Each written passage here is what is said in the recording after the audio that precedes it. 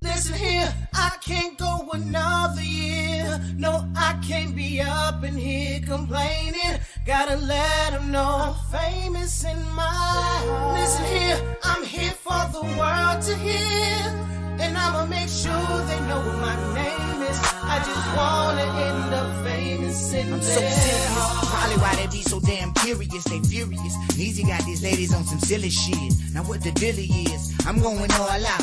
Hey, I'm the talk of the town while y'all just saw a mouth. Here's a story about my quest to be rich. I'm like Beyonce and Kelly on some Destiny shit. Mr. 6 Mile, look me up, I'm somewhat a dream. Got my city like an addict, guess it's somewhat a fiend. For my team, anything less is uncivilized. Surprise, I'm seeing this world through clear eyes. And haters only made me more inspired to bless. On the clock right now, what the hell is the next? Like that feeling in your chest when you're ready to leave. Like that memory you had, you just couldn't believe. And we always got a little ammunition for y'all, cause we remember when they wouldn't even listen at all. Listen here, I can't go another year. No, I can't be up in here complaining. Gotta let them know I'm famous in my heart. Listen here, I'm here for the world to hear. And I'ma make sure they know my name is. Wanna end up famous in there. In 97 on Gunston and 6 Measy, the streets made a natural born hustler. Believe me, drop real with it. That was my first EP. Grind harder than granted, but made it look easy. Take it to the top, that was the plan. Now I'm known worldwide, from Detroit to Japan. 14 years span, fuck hot nigga, I'm scorching. I done got the fame, now I want the fortune. 6 albums deep, yes, I grind harder. But I know there's Eno Brown, the D is my Carter. I've been hood rich from dropping bombs. Now I won't. And everybody, welcome to another episode of the Jackson Report. We on episode 31, Chuck. Yes, and we are. This week, we got a lot to talk about. So we just gonna hop right into it. Austin, Texas, the live music capital of the world. People are flocking here in droves, as we're known for having some of the best quality of life in Texas. Austin boasts the esteemed University of Texas at Austin, one of the top public universities in the nation with over 50,000 students. The Texas State Capitol, one of our oldest and most historic buildings, lies in the heart of the city and represents the people of our great state. Zilker Park boasts an impressive view of the downtown skyline. Hiking trails, Barton Springs, and Lady Bird Lake are all within walking distance, making it a center of Austin recreation. Homeless encampments are yet another one of Austin's main attractions, thanks to Mayor Steve Adler repealing the camping ban. You'll frequently find them under bridges, along highways, or just lining the streets, just as our mayor wanted.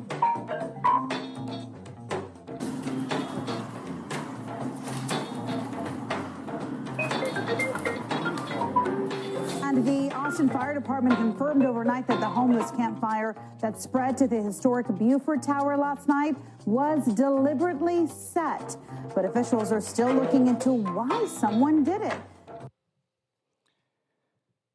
And for everybody that just looked at that, out of all of the beautiful sights in Austin, we had a tent camp set up all over the city.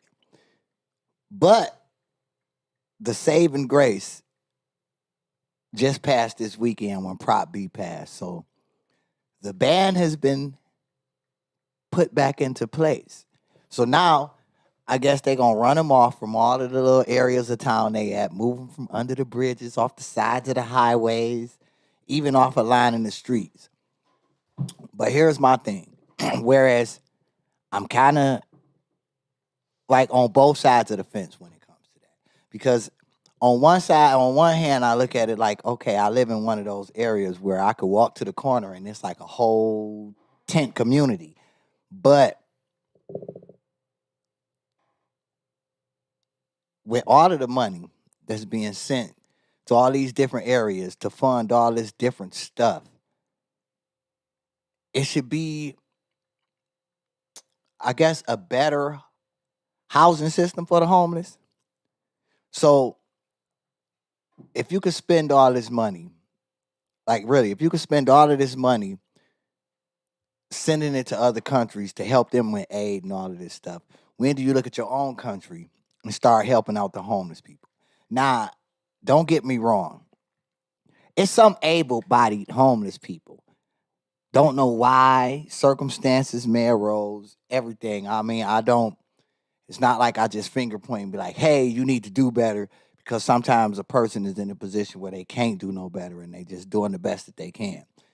In that situation, it should be programs. Like for those that's out there abusing the drugs, icing and K2ing and all of that stuff, give them an incentive. I feel like if we had better housing systems for the homeless with an incentive of like, okay, you go through this rehab, we put you in this house, you stay in this house and you stay clean for this amount of time. Now we gonna set you up with this job to where you come. But see, it's all of it's tricky situations because you have to be willing to trust that they gonna stick to that and not relapse back into that old lifestyle. Cause I mean, I've seen it for myself down here in Austin. Like when I first moved down here, I saw it in one of the buildings, the building I just moved from, where they had a system or a program where they were housing the homeless and getting them back into society. Some of them are so used to that lifestyle that even when you put a roof over their head, they still revert back to that lifestyle. So I saw it from a firsthand experience where I would be pulling up from work, stop, sit in my car, and I see one of the guys live in my building just outside, and he would just like give his keys to one of his homeless friends and just be out there. And it ultimately became a lease violation for that person. But still, I hear a lot of people like, oh man, these tents, and they complaining about how Austin is getting crowded and overcrowded. And me, myself, personally, I even looked at it like, well, hell, if I was somebody and I was homeless, say like in an area like where it's cold as hell, in like Oregon, Washington, Michigan, Minnesota, Chicago, or anything, I would have did the same thing a lot of these homeless people did. Oh, they allowing them to put up tents in a warm weather state? Give me a Greyhound ticket. Don't give me nothing else. I don't want no drugs. I don't want nothing. Buy me a Greyhound ticket one way to Austin and give me tent money. Cause I could survive there. And that's what it became for a minute. So Prop B kind of is like a silver lining. It's like a double-edged sword with Prop B. You got some people that's like, oh man, what they gonna do now? Y'all need to do better about housing them, which is true. Then you got some people like, that's what's up, good riddance. Now we can get our neighborhood because it's bringing property value down. You think about it, where they encamping at, in the heart of the city, where everything is going on at. Like, think about it, one of the main strips of Austin where everybody go to party at, right around the corner is where they at. So it's like you intermingling with them. So the whole thing of it is how I feel about it. Yes, clean it up, make a move from public areas because don't nobody want to come and spend $225,000 for a house, and then you go two doors over to the corner, and the same dude live in your same neighborhood for free because he done pitched his tent up on the side of your neighbor's house that's running along the main street, and now he done invited this whole group. Like, I done found a good area. Ain't nobody gonna say nothing about it. And everybody piling up over there. And when they pile up, I mean, you got people complaining about walking past human feces on the ground. You got people, you saw it for yourself, people fighting, they burning up stuff. When you don't have nothing to lose, you out there living off the land. It's basically like survival tactics coming into play. But my personal standpoint is that they should just offer a better housing system. Basically, get these people and tell them, look, we're going to set you up with this job. You work this job and we see you dedicated to this job for at least the first 30 days. put them in some kind of shelter, and you work this job, and within the first 30 days, if we see you committed to this job, now we're going to provide housing for you. But you still got to keep that job. Help them transition back into the working force. If they need help, provide some kind of counseling, provide some kind of social work towards them. But I just feel like if they had an incentive to not just be on the street walking around and asking for spare change or panhandling in front of these spots, and people feel like they bringing property value down, provide a better program for them. Because the arch ain't the only program. Yeah, I know a few people that were against Prop B, and one of their arguments is that they're just going to move off of the streets and into the woods. Yeah. Like behind people's houses, into public property. Yeah. Which is, in some cases, even closer to people's houses than where they are currently. Yeah. So. And that's true. And that's true. Like now, you got a lot of people that's going to just resort to straight survival. Like, oh, okay, y'all done put me off this public area, but we done found this house that ain't nobody living in. So we going to go in behind the garage and set up shop there. Now they really in the neighborhood. So with all of this extra money, this emergency funding that Texas gets, with all of the donations and all of this different stuff, do a better public housing system for them. All of these apartments that's really having programs where the homeless transition into living and back going to work and all of that stuff. Implement more of them, as opposed to just building these shelters where, okay, you're going to let them stay for free, which ultimately, if it's the right person, they got the right mentality, they could take that and run with it and come up. But I say, I could be mayor, Chuck, because this is my thing. This is my thought. I could probably run for mayor of Austin. But my thing is, you transition them back into the working world. Like you help them get a job, tell them to be committed to this job, and after 30 days, you provide them housing. But how you get them to be responsible is like, okay, we're going to let you stay in this shelter, but we're going to charge you $10 a month.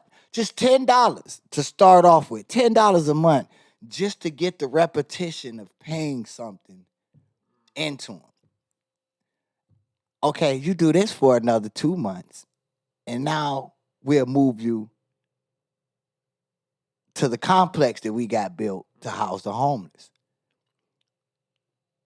And once you move into there, of course, it's got to be some kind of low-income program for them. But you done got them back into that habit of paying something. Yep. That would be my solution to it, as opposed to just saying, get your tent, move your shit, get out of here. We don't care where the fuck you go. Just go. Get the hell on out of here. Well, it's that, but it's also that, they're going to kick them off and say they can't stay there, but they're also going to be issuing citations because it's criminalized again to camp. Yeah. So, and people are arguing that that's going to fall back on the taxpayer because these people aren't going to be paying their citations. It's going to end up, for some of them, turning into arrest warrants. And it's kind of just like a vicious cycle is what the opponents are saying. And you know what? I can feel that. I can feel that because it's like I said, the whole thing is a double-edged sword because you want these tents and all this stuff moved because when I leave my house and ride down the main street, of course I'm not going to disclose the information of where I reside now, but when I leave my house and drive down this main street, it's like I see them everywhere. And it doesn't so much bother me. I admit it didn't so much bother me long as I had just moved in, so first couple days I didn't see none of that. Just so happened last night, yesterday, when I kind of had a little company over, we just sitting chilling, looking out the blinds, and what do we see walk right by the window? And I'm like, wow, really? Of all nights, really? Like, really? Tonight, that's when you choose to do it? Okay. Like, soon as I'm trying to sit back, relax, and entertain somebody, now you come walking by and they looked, and I'm like, I had to tell this person, look, baby, this never happened like this. You know, you got to try to get smooth with it, like, it never really happened like this. Of course, he just looked like a peeping Tom walking past, all in the window and everything, but it still didn't bother me to the point of like, man, we need to get these motherfuckers out of here like that, because you have to put yourself in their shoes. A lot of them don't ask to be in that situation. A lot of them, COVID created a lot of the homelessness. I wouldn't say at least 10 to 15% of the new homelessness. I wouldn't say it just created homelessness. No, COVID didn't do that. That's been going on for years.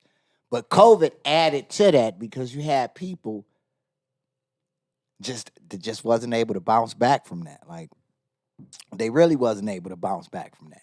And I know everybody, if y'all tuning in this week, and y'all might have missed me last week because I wasn't on the air last week. Last week I kind of took a little 1 week breather because I was on a little vacation with a few friends, and we happened to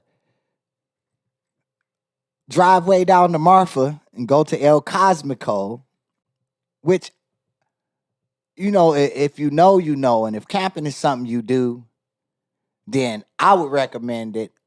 Honestly, the kind of person I am, I will admit and say, I can't say camping. It was more like glamping because, I didn't sleep on no air mattress, on no grass. I didn't have to pull up and pitch a tent. No, we pulled up, paid, walked in, turned the heater on, and then laid down. See, that's what it looked like on the inside of my dwelling. So I really say it was glamping because slept in a queen size bed that actually was heated if I wanted it to be. So Wow, it was heated? yeah, it was heated. Like The bed? the bed was Wow. like when I first got there, I thought it was like a sleep number bed because I seen the little control on the side, and I'm like, okay, but mind you, Marfa is like the desert, and you in the Tails Mountains, so the temperature dropped at night. And I'm like, okay, it's kind of freezing in this mug. So my plan was, all right, cool. I bought sweatpants and a hoodie just in case some shit like this went on. I put all that stuff on and figure, all right, sleep 8 will be pretty firm. Man, within an hour, not even a whole hour, 45 minutes, I'm like, then got kind of warm up in this joint. Then I realized I touched it. I say, oh, that wasn't no sleep number. That's to heat this motherfucker. So in the middle of the night, I'm like sweating buckets. So I done had to get up and strip down. Like this deep, I done turned it down. But the other side was on. And didn't know if the other side on, it's gonna bring a little heat to that side too. So I still ended up burning up. So it was an experience for me being a city boy coming down to Texas and really going camping and experiencing the camp atmosphere. Like I don't went to camp when I was little. You was younger, but even then it wasn't kind of like this camping was. Like it was camping. You had the showers that was just like in a facility.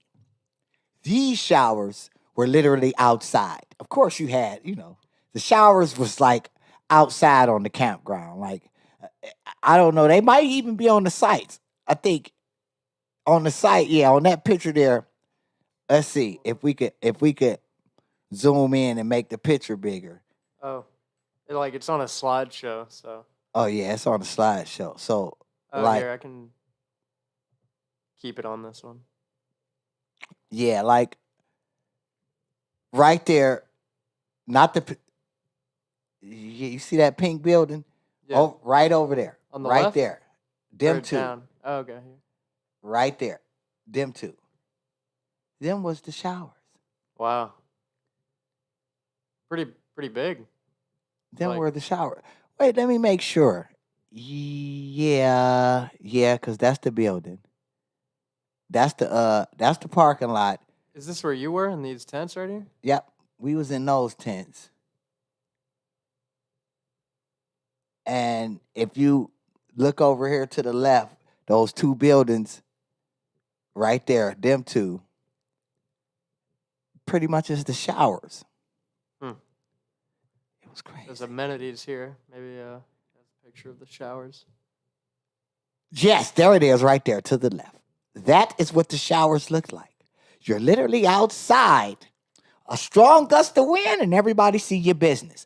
But it's worth it. It was fun. And I was the first to dare like skip it. I'm gonna enjoy the experience. I'll take a shower. So I went in there and I already had said, all right, I'm just gonna take a whole bath. I'm gonna be like, I'm not. So I put my little swimming trunks on and I went in there and actually got in the shower because I was curious to know if it really had hot water. And it did. The shower was amazing. Long as you was in the shower, it was warm. It was amazing. It was the massage showers. It was good. It's just when you stepped out that motherfucker early in the morning trying to dry off and lotion up, it was freezing outside because that's when the reality hit you like, I'm literally outside. Like I literally am outside for real. But the whole experience was fun because it was a different experience being in the desert, being around just like that atmosphere like that. And one of my friends played a horrible joke on me talking about, yeah, you know why they got the tops on the trash cans like that? And I'm like, for what? They like, for the bears, so they won't smell the food and come around. And I'm like, they won't smell the food and come around? Like, what you mean bears? I'm like, we ain't in nothing structured, like no metal stuff. What you mean, bears? So I'm like, the only thing keeping me from the outside is a zipper.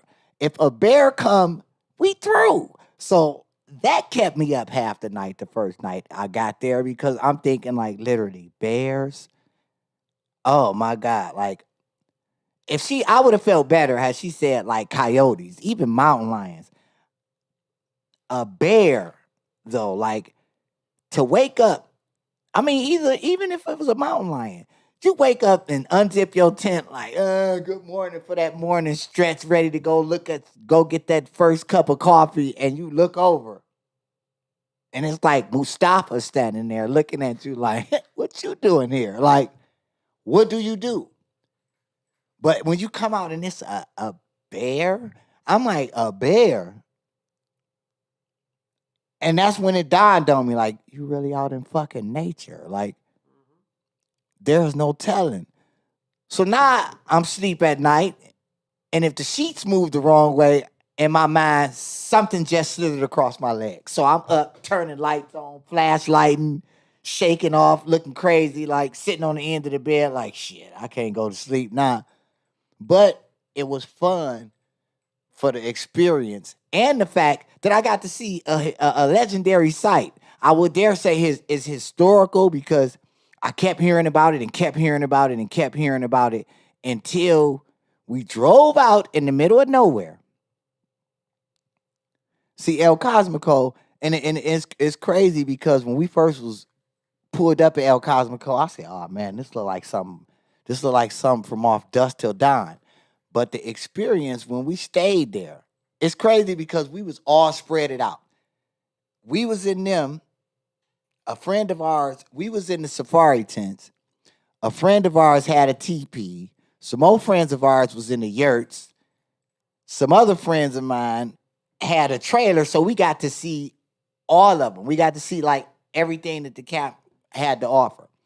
And honestly, it just depends on you because none of them was bad. None of them was bad. Although next time I go, I'm a little bit. I done got a little bit more refined since I moved down here to Austin. So the next time I go, I think I would get a trailer, especially if I go and I take the ball and chain with me. No, I don't call it a ball and chain. Can't call it a ball and chain. I'm in trouble like a motherfucker, Chuck. I hope. Yeah. Oh man, Chuck, I might have to make me a promo love commercial because I'm in trouble after that statement. But I wouldn't bring like if you take somebody with you, and if I took my special person with me, then I would get the trailer because the trailer I didn't know until we got there had its own private shower, like right out back, and the trailer had a stove in it, so they was in there cooking and stuff. Like I'm like, damn, if I'd have known all of that, we would have got a trailer. I would have got me a goddamn trailer. But if you go with that special someone, then you want to get a trailer. So if I was to go with my special someone, I would get a trailer. I would get the little mini trailer, or it's a I think it's the Cosmo. That's the biggest one. I think that they got. Extra large. Yeah, the extra What's this large one? one. I think it's like one of them got like 7 beds in it. It's one of them that got like 7 whole beds in it. Like them the trailers. Is that one on to the left? Oh, the Cosmic Casita? Yeah, that one got 7 bed. That motherfucker big. It got 7 whole beds in it. Damn.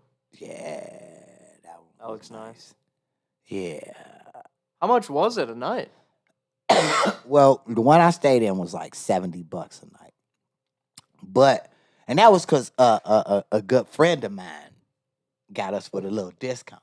But on a good night, I think it's like the one I stayed in is like something like 110, 120 a night, something like that before taxes.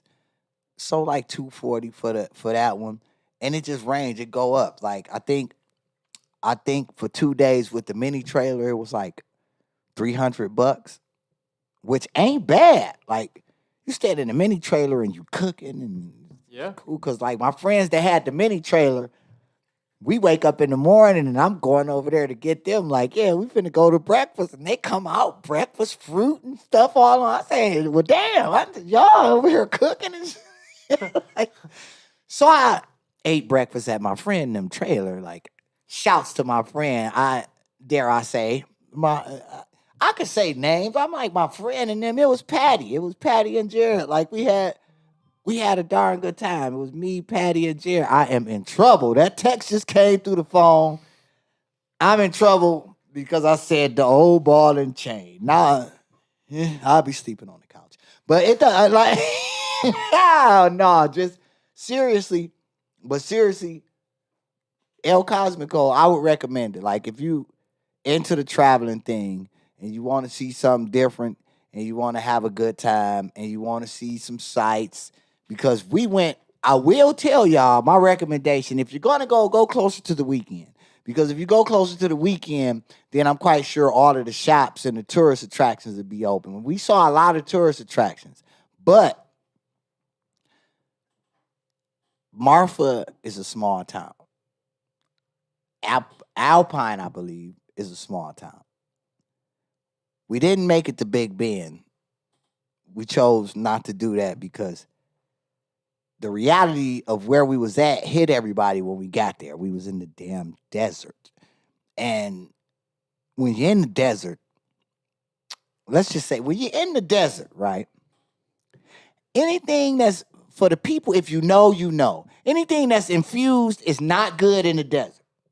Anything that's infused already gonna dehydrate you just a bit. And then when you in that kind of heat and dust, it over dehydrates you. So you be on a dehydrated ass ride, and the reality of all of that hit us once it started off. It went from fun to oh fuck quickly. I've got some friends with some funny stories about going out in the wilderness and taking something, and they were ill prepared. Either they didn't have water, they didn't have toilet paper or whatnot, and it turns into some crazy shit where I had a friend who said that there was So they're out in the boonies Mm-hmm. and they're on some stuff and they're tripping a little bit and there's a big group of vultures Oh, circling like a dead animal, Oh, no. like not too far from where they were. Right. And they thought that they were circling them. So they were like, they think we're their next meal or something and they mess with their heads real bad. Dude, I'm talking about, listen. We had some lemonade. That it's like you can't even put no name on it. You just say the lemonade. With the lemonade, listen, the lemonade on this trip made the trip both epic as well as like, oh my God, at the same time. Because it was fun. Who is that comment? That's Danny. That's Danny. The lemonade for my peoples over at Flower Bomb Creations. Appreciate y'all for they lightweight sponsored the trip. But the lemonade, right? Everybody, you get thirsty, it's cool, you want a cool drink. Man, listen. I think everybody that was a part of this trip would say it in unison like that damn lemonade. Look, listen. Somebody suggested like, nah, we shouldn't drink no lemonade till the morning. That's when we gonna appreciate it more. And I'm like, well, damn, we thirsty now because we ain't know no better. Drunk this lemonade the next day. When I say shouts to Flower Bomb Creations for that damn lemonade, listen, the lemonade made the trip as well as let you know exactly where your tolerance stood. Like, we wasn't thinking about it. Like, we wasn't thinking like, yeah, it's lemonade. It's going to quench our thirst as well as to the moon we went. I'm talking about, dude, to the moon we went. It sent people to bed. It sent people just curled up in corners. Me, I had to be a passenger in my own car because listen. When I say that lemonade did a job, that lemonade did a job. It did what it was supposed to do and then some. So that's why I wasn't on the air last week. Like, I wasn't on the air last week because, hell, everybody needed a break. Even God rested on the seventh day. So I do so much that I needed a break. Like, and I need to address something before I show y'all what we did go down there and see. I need to address something. And I'll get to the addressing. But when we went down to Marfa, I feel proud because I got the chance to take a picture. And I think I posted it. I took a picture in front of a famous site, the Marfa Prada. Like, I hear so many people talking about it. They was talking about it the whole time when I first moved down here. Like, the Marfa Prada, the Marfa Prada. See, when we went there, it wasn't no horse. None of that next to the thing. It wasn't a horse. It was a store. And I wanted to see me, I was expecting to see, like, maybe an art structure, a replica of a store, but it's an actual store in the middle of fucking nowhere. It's a store. You drive 30 miles outside the city, and you just driving down this highway, and then you see a bunch of cars pulled over. Like, what the hell are they doing? Oh, shit, it's a store in the middle of fucking nowhere. It's a real store. Everything. So everybody drive out here to take pictures in front of a Prada store that you're never going to get to go into. There's no cashier there. The door doesn't even open. It don't say open. There's nothing. It's actual products in there. They got Prada shoes and all of that. But for you people that's thinking about jumping on flights, like, shit, they got a store in the middle of nowhere, it's replicas. Apparently, like back in 2005, I guess around the time when they first did it, they put real products in the store. And that's right, one of you hooligans went down there and broke in the motherfucker for real and stole the shit. So now they put replicas in there because they don't want nobody else breaking into the damn store. I could imagine the people that created it had to come back out and do repairs on it, and that's fucked up because it's like a historic site, even though it's a product store. And you can go on Rodeo Drive or maybe even at the Domain and see a real product store. But the fact that it's a real product store in the middle of nowhere, I'm talking about like literally in the middle of nowhere. It's not even a driveway, a parking lot for the store, or nothing. It's just off on the side of the road. It was a fun experience because you seen people pulling over. Everybody was getting their photo ops and all of that. And I was curious when I heard people talking about it. I said, what artist took the time to take some clay or some shit and make a product store? Like, that was the extent of his artisticness, was to take some clay and make a product store.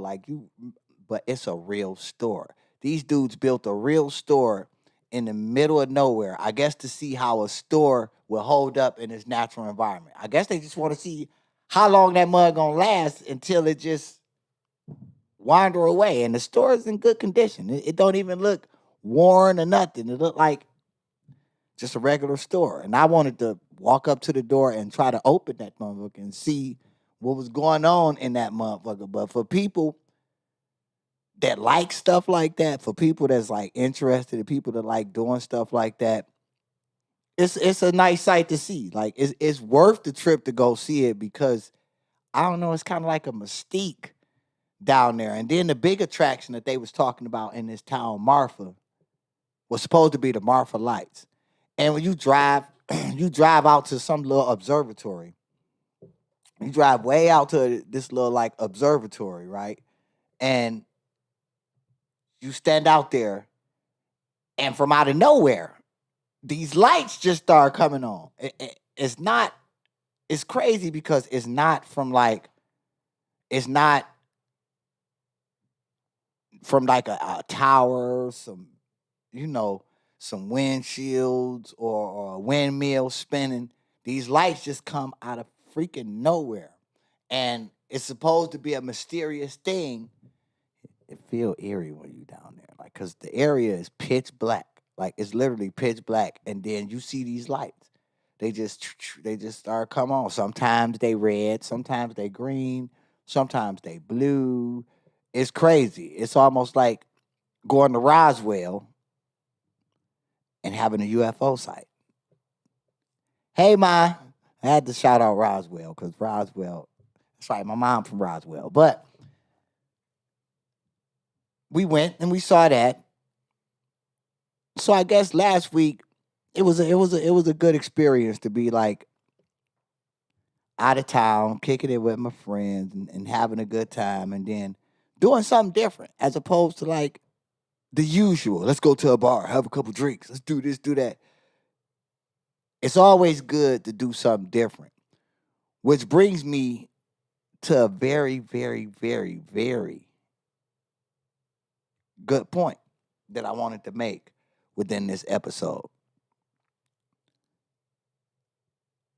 I want to speak with y'all about new beginnings because a lot of people, and that's right, Lone Star, promoting. They ain't give me no kind of damn sponsorship. I just like drinking their products. But but here lately, a lot of people been talking to me about leaving the cities that they in. And I hear a lot of people kind of seem reluctant or hesitant. Like, even my special situation was talking about uprooting from the city that she in. And my thing was this. In that situation, I was like, well, wait a minute. Why you want to do that? But for everybody else, here's the truth. Like, the person in me, new beginnings can seem scary. It can. Because you get to a point where you're in your comfort zone. You know everybody around you. You know if this happened, you can go over in this direction. Or you got this far back. Or you got that far back. Let me be the first to tell you something. If that's what hinders you from your new beginning, understand something. You really standing in your own way if you have that mentality. Because if somebody would have told me, and I done said this a few times, but I really need to go into it today. If somebody would have told me a little over 5 years ago that you finna move to Texas. When you move to Texas, everything about your life gonna change. I would have looked at him and said, sure it is. Don't piss down my back and tell me it's raining. Like, I really would have. But I had a cousin. This cousin kept pressing me, kept pressing me, kept pressing me, kept pressing me. Like, you need to. And I'm like, nah. So then this cousin took it upon himself, like, it's too late. I already got the tickets. You got to come. And I'm like, damn, okay. So came down to Austin. I got on this Amtrak at 6:30 in the morning on a Tuesday. Yeah, 6:30 in the morning on a Tuesday. Got to Austin at 8:30, 9 o'clock Wednesday night.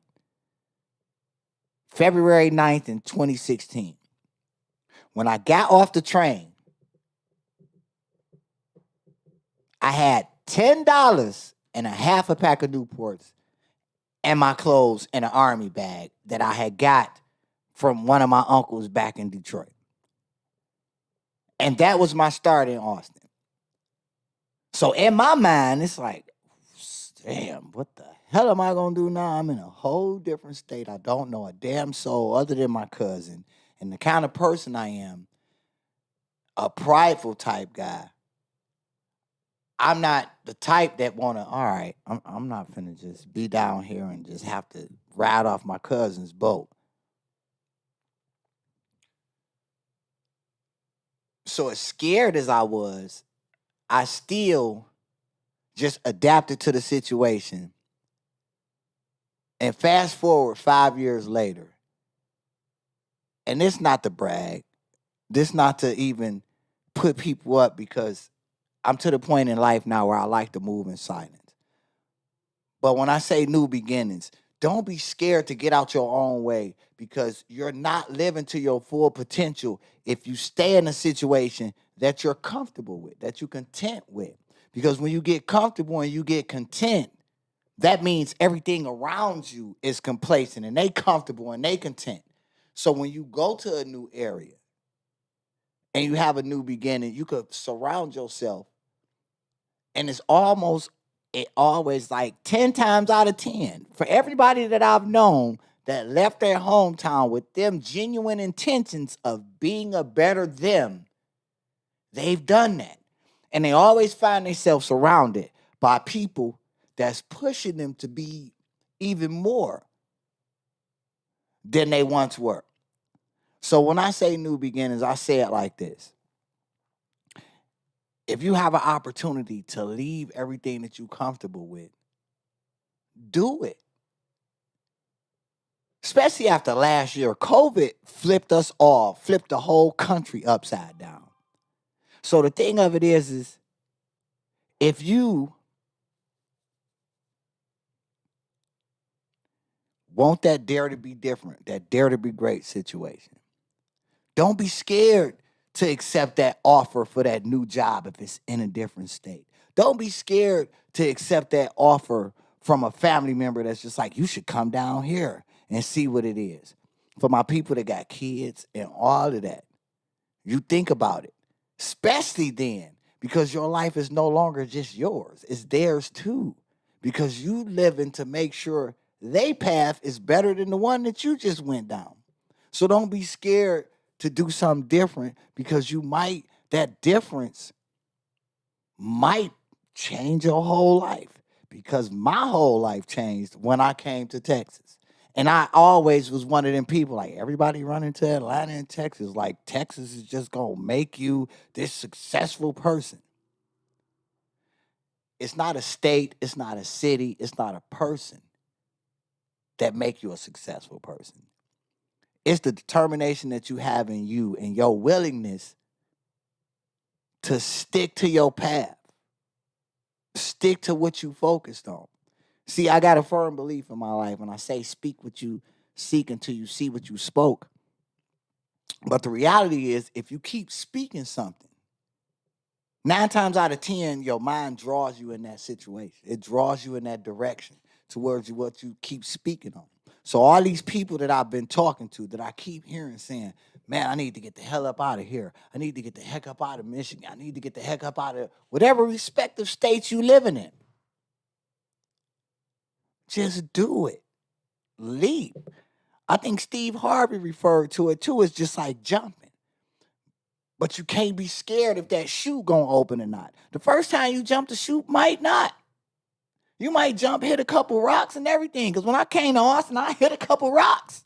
I hit a couple lumps, scraped up a couple elbows, knees, and everything. But I got back up. And I guess I'm saying this to motivate somebody and to help somebody to understand and I guess to inspire somebody on this day. I want to inspire somebody that's sitting on the fence juggling like, you kind of tired of everything going on around you. You feeling miserable about all of this stuff. And you might be looking at social media and you feel like, dang, everybody else doing this and that, this and that.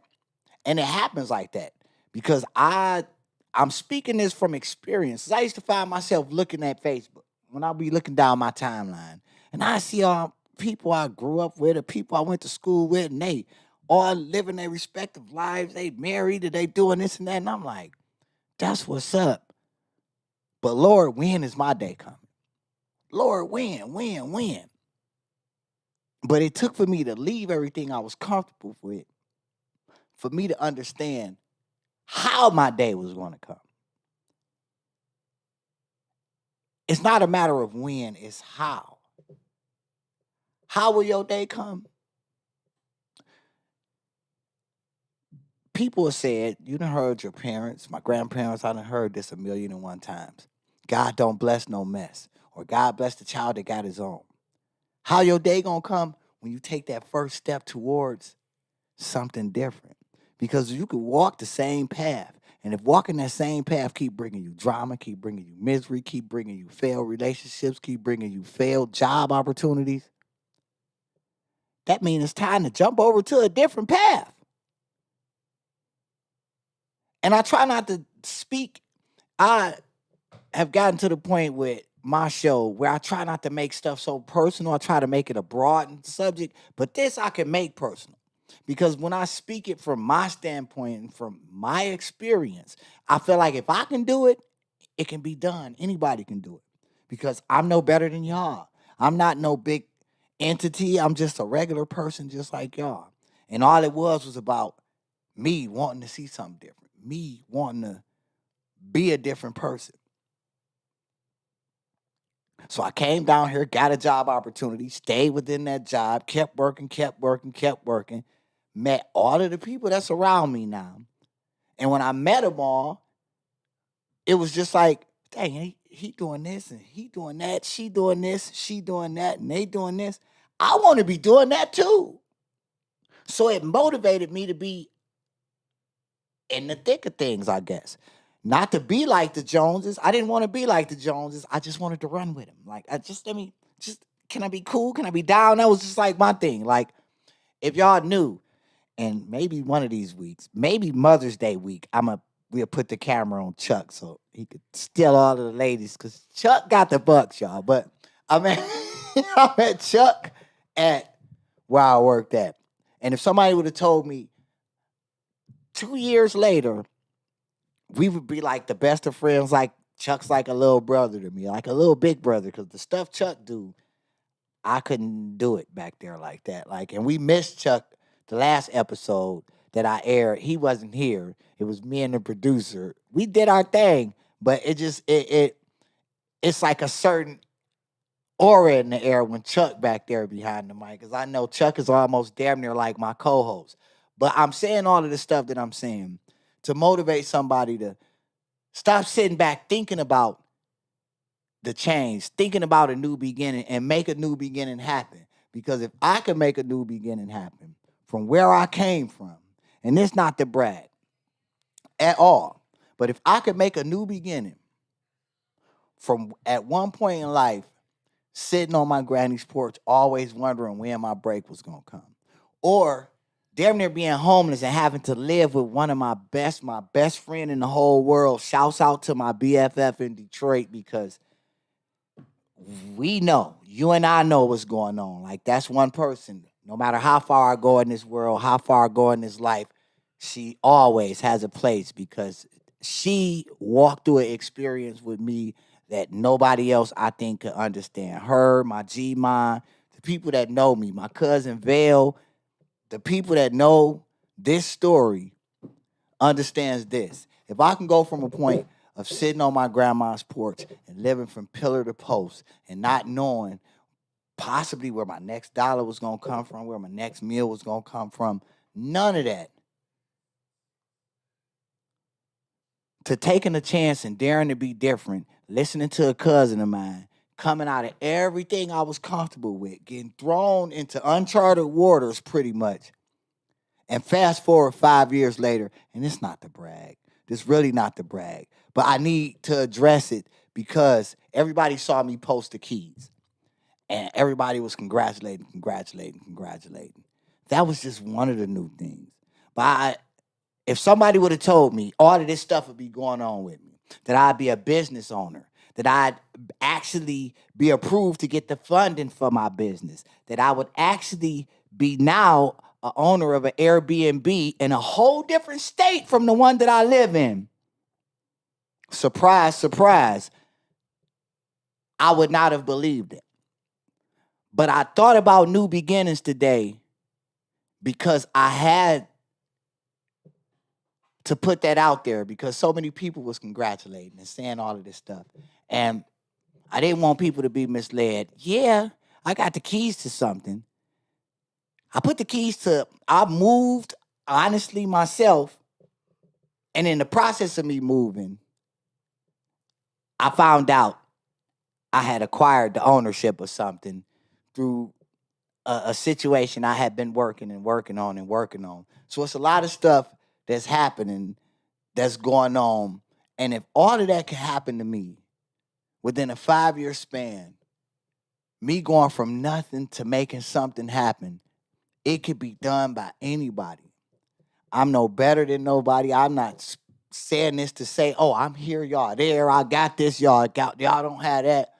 I'm saying that is motivation, because I talked to my bromo the other night, and he brought it to my attention. I give myself credit in a joking fashion, but I never really give myself credit in a way of like, everything that I've been through to get to where I'm at now, I never give myself that credit, because I feel like it was all a blessing. Everything that happens for reasons, and the fact that I'm still here breathing, it was all a blessing.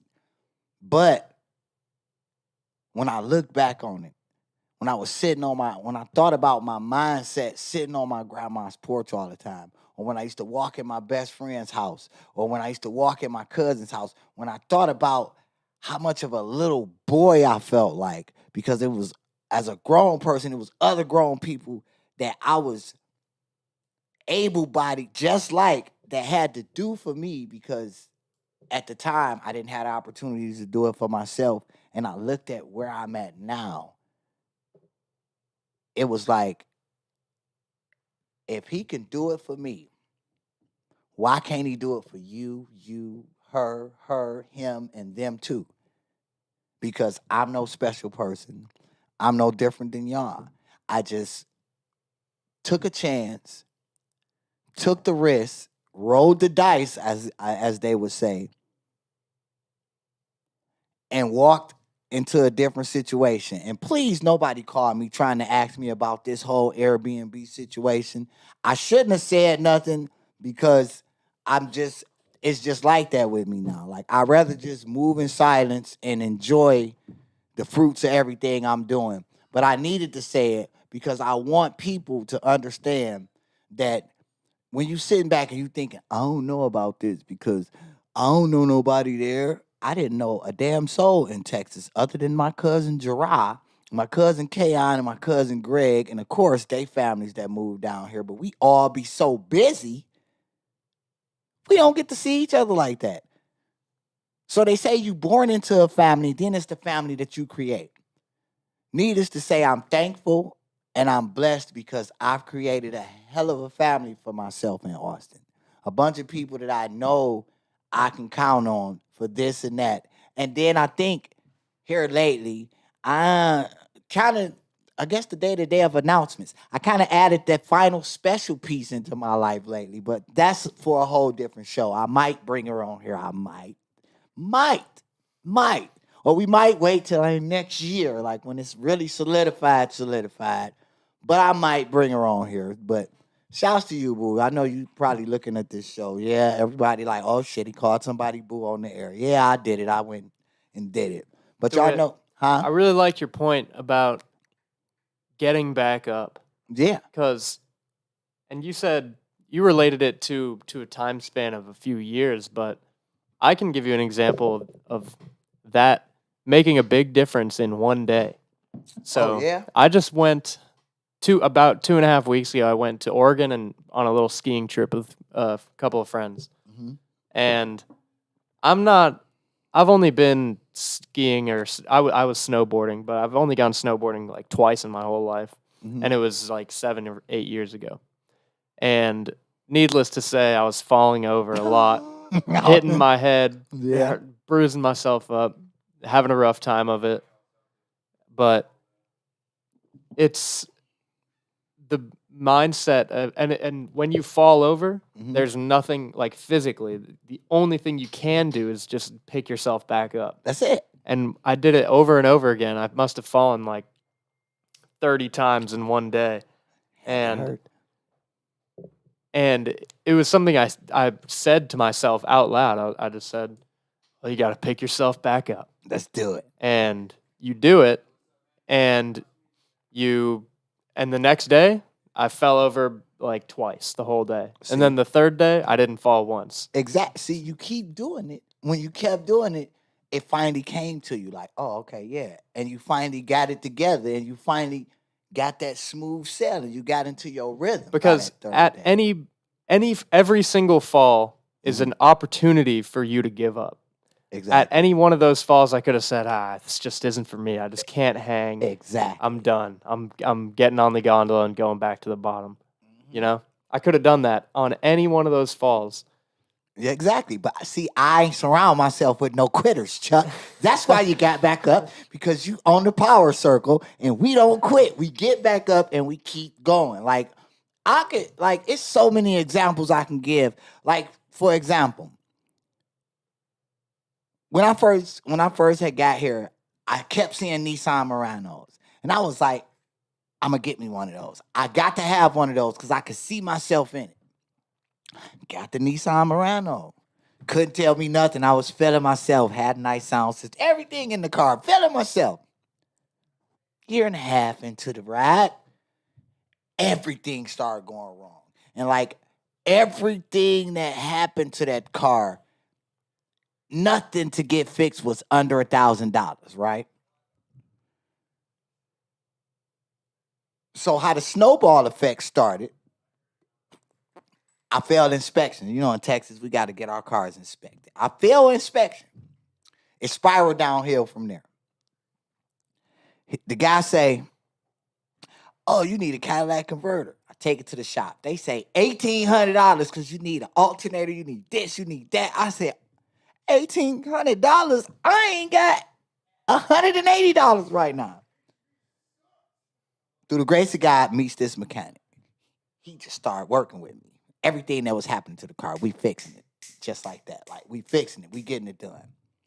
Then it finally just like, the last thing that happened, I said, God, I don't know what you trying to show me or what you trying to do, but I'm not going to let it stop me. My best friend in Austin, she, fuck that noise. You got to go look for a new car. Park that, look for a new car. I say, in my mind, I'm thinking, sure, that sounds great. maybe easy for you, but that's gonna be like a mountain climb for the kid. So some say either you could believe your lying ass eyes or you could believe what I say. I believed what he said. When I went into the car lot, I went in looking at a car that was like 5 years older than the car I actually got. And I'm saying, this, and the guy looked at me and he said, "You sure you want to be at this lot?" Instantly, I took offense to it. What do you mean? This, that, because I knew what I had in my pocket to put down on this car. He said, "No, I wasn't trying to be funny. But how you thought about this?" And I looked at my car that I got pulled up. I went in to get a 2015 and left out with a brand new car the year before it came out. With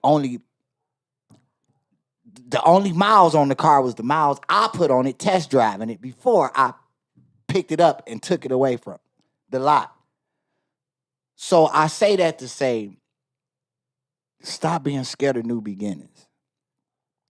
A new beginning might just be the change that you need to get you over that next hurdle, over that next phase, out of that one phase and into the new phase in your life. And I'm going to leave y'all with something. Stop looking to the sides of you and seeing what the next person doing and comparing your path to theirs. And I'm saying that because I was a victim of that. I used to look at my friends and be like, "Dang, he got a nice car. He got this cute girl. He's doing this." Even when I even admit to the point where I got down here in Austin, out of all of my peoples around me, I'm the only single one. So that started having me thinking like, dang, is there something wrong with me as a person? Is it this or that? But I broke out of that mind state of like, nah, what it is this. What's for you will definitely be for you if you diligently seek what's for you. And that might fly over so many people's heads. But what I mean by diligently seeking it is if you make it up in your mind, that's what's for me, gonna come to me. I don't have to keep, it'll be effortless. What's for you gonna always be for you, whether you like it or not, whether you try to deter it or not, it's going to be for you. So stop comparing, stop worrying, stop sitting back, because just like it says, faith is believing in things that you can't even see yet. That's strong. It fly over a lot of people's head, but that's a strong concept. You could be riding on a bike right now, but if in your mind you pedaling that bike, but you riding a new Yamaha 1300, I don't know, I'm not a motorcycle guy, but crotch rocket or whatever they call it, eventually you're going to be on that crotch rocket. If you riding in a car that you know, like, I need to upgrade this, if you keep picturing yourself in something different, before you know it, it'll be manifesting itself in your life. So I'm going to leave y'all with this. I keep saying it, speak what you see till you see what you spoke, but I'm going to do something different today. Where the mind goes, the body will definitely follow. If you keep visioning negative stuff, of course you're going to always detour and you're going to always stray towards negative things. But if you start keeping positive energy in your mind, you start surrounding yourself with positive people, you start speaking positivity into situations as opposed to always, man, I told you that was going to be some bullshit. You will find yourself in a better situation and exactly on the path you need to be on. And on that note, I'm going to leave y'all. This has been another great episode of the Jackson Report. I'll get with y'all next week. Good night, y'all.